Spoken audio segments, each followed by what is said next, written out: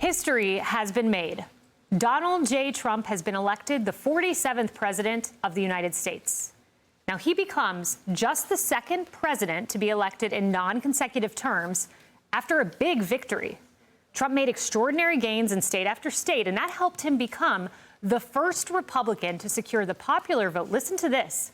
Since George W. Bush 20 years ago, 2 decades, and he achieved that. And when you look at the electorate, this is a big story. Trump surpassed the 270 mark needed to win after carrying North Carolina, Georgia, Pennsylvania, and Wisconsin. But we're still waiting on the final vote counts in Michigan, Arizona, and Nevada. Nevertheless, that's 4 of the 7 key swing states that he won, and he could win all 7. 3 that we are waiting on this hour, but he could win every single swing state. We will see if that happens.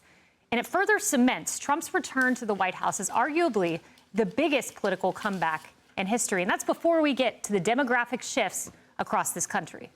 Hello, everyone. This is Outnumbered. I'm Kayleigh McEnany here with my co-host Harris Faulkner and Emily Campagno. Also joining us, Sandra Smith, co-anchor of America Reports, and Brian Kilmeade, Fox & Friends co-host, host of the Brian Kilmeade radio show, and host of One Nation with Brian Kilmeade. Look, you know, you get mandates at certain times in our nation's history, and a mandate is when the American people overwhelmingly say yes to you as a person, yes to you as a party. I think it's fair to say that, indeed, President Trump has a mandate. Let's start by bringing up the popular vote. And here's where the count stands this hour, the popular vote. You see President Trump has won the popular vote, first time in 20 years. Perhaps a 5 million margin is what we're looking at right now. That number, of course, will change. But then I mentioned those 3 swing states that we're still waiting on. Here's Nevada. And what you see here is President Trump with about a 5-point lead, votes still being counted, north of 90% reported. And then you go to Arizona. Look at that, 5-point lead, votes still being counted. And then you get to Michigan, where it's a tie race, votes still being counted.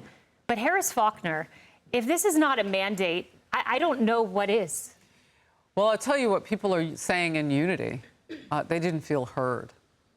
And I think that we are finding out exactly who that was, and it's just not who the left believed was not being heard. They thought that abortion in the beginning would be enough for women. It wasn't, because in the end, you told women you think they're stupid, that they can't do anything but lie to their husbands if they choose to vote their own way and vote for Kamala Harris. So basically, you didn't respect women, but you said you wanted to fight for women. I mean, it's a dichotomy and a collision of messaging that came from the left. And it was all about how many boxes they can put us in. And America said no. And so if there is a mandate today, it is see us as individuals who say that we are struggling. See us as individuals who say we have the American dream and the interest rates are this and prices is. See us as individual people, not a black, not a Hispanic, not this box, not all those things, but America first. America. You cannot love this country if you don't love the people in it. You can't. There's no loving America without loving Americans. And that's where I think the left fell down. And the mandate is you got to love us all. Got to love us all. You know, Emily, when I look at President Trump and what he has ahead of him a second term, he has a lot of big policy things to achieve, rectifying the economy, the border. I think he will do all of those things. But what I heard last night, and I think this is so important, and this is what will make Trump a great president, is uniting the country. And we heard that last night. We heard a message of uniting the American people, uniting the country. And I do want to get to this, Emily. We'll come right back to you. We're waiting to hear from Vice President Kamala Harris. She did not address supporters at her headquarters last night. You saw that. She sent out Cedric Richmond, said she would speak today. And we can now confirm. We thought this would be 6 p.m. Eastern time that she's going to speak, but indeed, it's 4 p.m. Eastern time at Howard University. And last night, you know, we know that there was not a concession call. We do have reporting that she is going to concede today, Emily.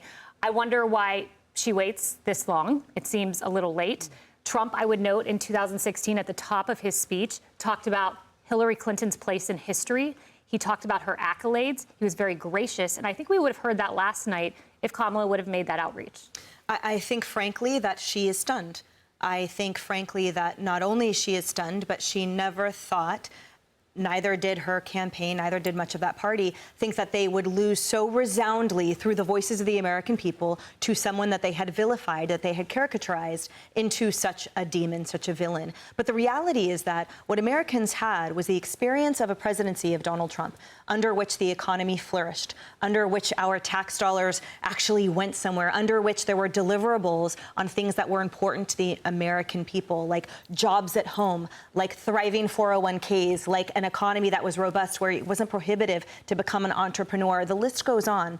And we also had then a campaign by Donald Trump that was ran through the voices of the American people. As he said, his best revenge would be success. So the American people knew not only did they have something to go on, an actual experience with this person as president, but they had that promise that would be delivered, that the success of the American people, that is what President Donald Trump's success is also. And you contrast that with Kamala Harris, whose vice presidency was 4 years of abysmal numbers, of really challenging and stressful times for the American people, where they were shown that the priority of that administration was illegal migrants, where they were shown that the priority of those people were those with multiple degrees, for which hardworking Americans had to pay during the debt loan wipe. And the list goes on of what priorities were illustrated by this administration, and a campaign that did nothing to rectify or change that. A campaign that put only in the target crosshairs, truly and literally as spoken by Joe Biden, was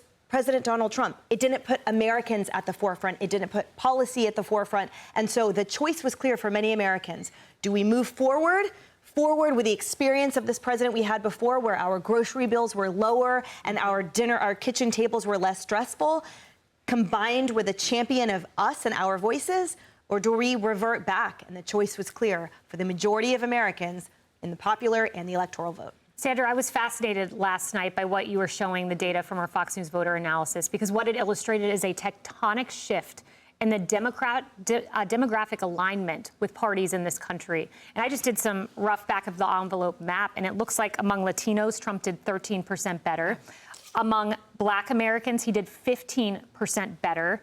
And then you get to those under 30, and he did 19% better. And according to some exit polls, he's the first Republican, listen to this, in the history of our country to win Latino men. Yeah, they took the Hispanic vote for granted. This was something that started to pop up early in our Fox News voter analysis that started to tell the story of the night. I have the piece of paper I kept with me last night because the national Hispanic vote, wow, was this telling a story early on. Harris was leading with Hispanics by 16 points.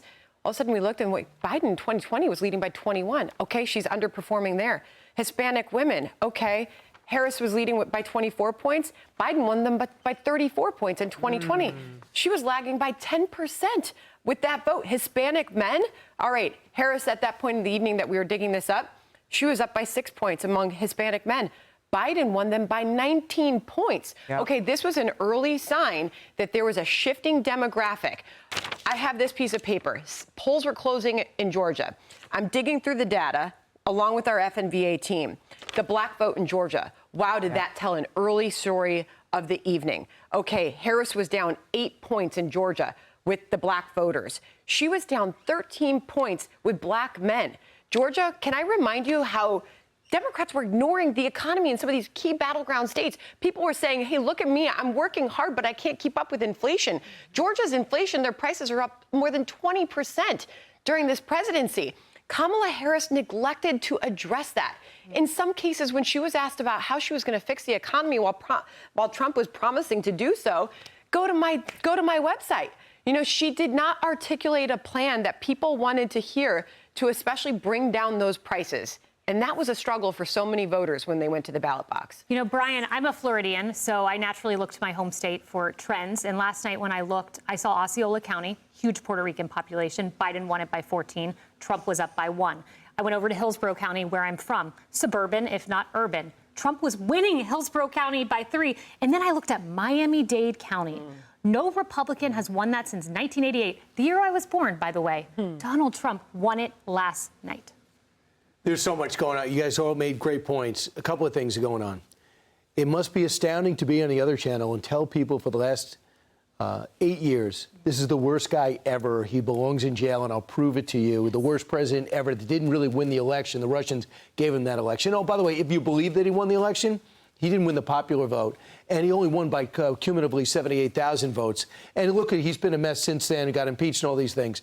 And then he comes back, wins more votes than anybody else, and then goes, after putting him through the whole lawfare, comes back and now goes ahead and beats you in every single battleground state, because it's just a matter of time, brings the Senate with him, and everything you've been saying about him, they said, well, I'm not listening to you anymore, because it's like when the parents lead you wrong too many times, you go, maybe I got bad parents.